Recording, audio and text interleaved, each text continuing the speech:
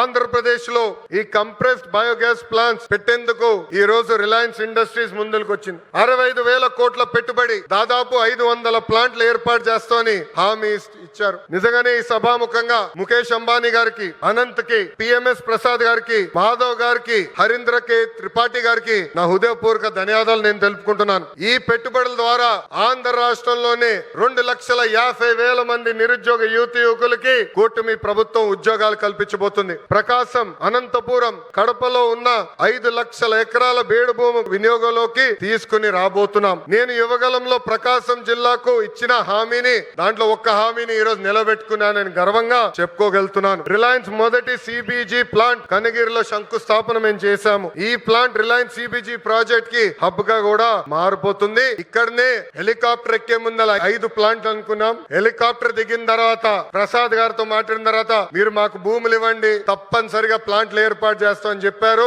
ఇక్కడ ఉగ్ర నరసింహారెడ్డి గారు నా పక్కన కూర్చుని ఎట్టి పరిస్థితుల్లో 50,000 ఎకరాలు కౌలుకి రిలయన్స్ ఇండస్ట్రీకి మేము అందిస్తామని చెప్పారు. 50 ప్లాంట్లు ఒక నియోజకవర్గంలో చేస్తామని ఈ సభాముఖంగా కనిగిరి ప్రజలకి నేను తెలుపుతున్నాను. వాస్తవంగా ఈ రోజు నేను మీ ముందల నుంచుని ఇట్లా మాట్లాడగలుగుతున్నానంటే దానికి కారణం ఉగ్ర నరసింహారెడ్డి గారు. ఒక ఉగ్ర నరసింహుడుగా గత 10 రోజులుగా ఇక్కడ పనిచేశారు. నన్ను కోరారు కొంచెం ఒక 10 రోజుల తర్వాత ప్లాంట్ శంకుస్థాపన పెట్టుకుందాం అని. నేను ఒప్పుకోలేదు. మీరు రెడీగా ఉన్నా లేకపోయినా ఏప్రిల్ 2వ తారీఖు నేను వస్తున్నా కనిగిరి నియోజకవర్గానికి ఉగ్ర నరసింహారెడ్డి గారు నేను చెప్పా. 10 రోజుల్లోనే బాగా నల్లగా అయిపోయాడు ఆయన.